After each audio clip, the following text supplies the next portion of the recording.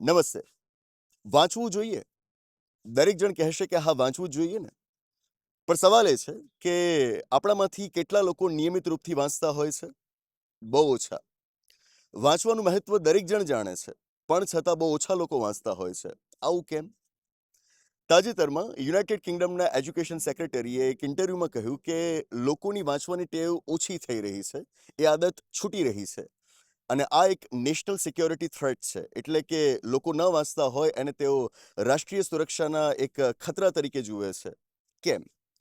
જ્યારે લોકોનું વાંચન ઘટી રહ્યું હોય ત્યારે તેઓ ખોટી માહિતીઓથી ઝડપથી આકર્ષાઈ જાય છે. ખોટી માહિતીઓથી તેઓ ભ્રમિત થઈ જતા હોય છે. અને આ જ વાત દેશની સુરક્ષાની સામે ખતરો પેદા કરતી હોય છે. અને એટલે જ તેઓ ત્યાંના લોકોને વધુને વધુ વાંચન કરવા માટે પ્રોત્સાહન આપી રહ્યા છે. હું માનું છું કે આ વાત ભારતમાં પણ સમજાય એ જરૂરી છે. લોકો વાંચનના મહત્વને સ્વીકારે અને વાંચતા થાય એ જરૂરી છે. અને કદાચ એટલા જ માટે તો થોડા દિવસ પહેલા ઉત્તર પ્રદેશ રાજ્યની સરકારે અને એની તરત બાદ રાજસ્થાન રાજ્યની સરકારે એક નવી પહેલ કરી. એમના રાજ્યોમાં આવેલી શાળાઓને એમણે એક ડિરેક્ટિવ જાહેર કર્યો અને ડિરેક્ટિવ હેઠળ શાળાઓને કહ્યું કે તમારે ઓછામાં ઓછી 10 મિનિટ બાળકોને શાળાની અંદર ન્યૂઝપેપર્સનું રીડિંગ કરાવવાનું રહેશે, છાપા વંચાવવાના રહેશે, કે જેનાથી એમની રીડિંગ હેબિટ્સ વિકસે, નવા શબ્દો એ જાણતા થાય અને આ વિશ્વને સમજતા થાય. શિક્ષણ મેળવવાનો હેતુ શું હોય? કે આપણે આ જે વિશ્વમાં રહેવાનું છે, વિશ્વને આપણે વધુ સારી રીતે જાણી શકીએ. હવે તમે ભણી રહ્યા છો પણ વિશ્વને સમજી નથી રહ્યા, તો પછી એ ભણતર શા કામનું? તો તમે જ્યારે ન્યૂઝપેપર્સ વાંચો છો ત્યારે તમારી આસપાસ વિશ્વમાં જે ઘટનાઓ ઘટી રહી છે એનાથી તમે વાકેફ થાઓ છો.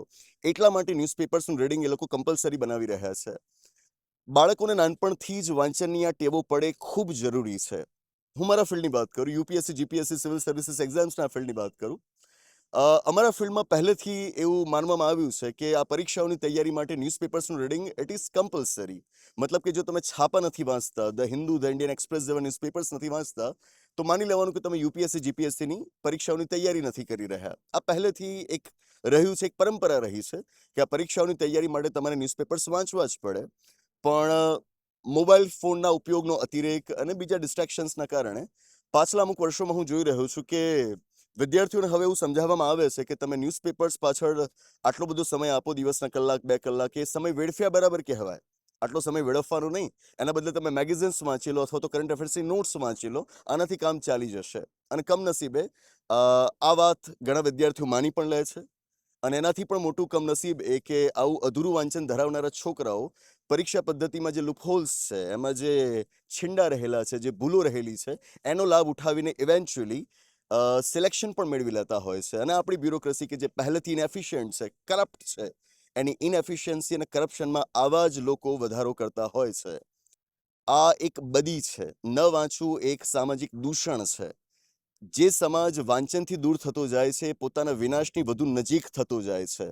એટલે જરૂરી છે કે આપણે વાંચનનું મહત્વ સમજીએ, બાળકોને નાનપણથી એનું મહત્વ સમજાવીને વાંચતા કરીએ, પુસ્તકો વાંચતા કરીએ, છાપાઓ વાંચતા કરીએ, વાંચનને બને એટલું વધારે પ્રોત્સાહન આપીએ.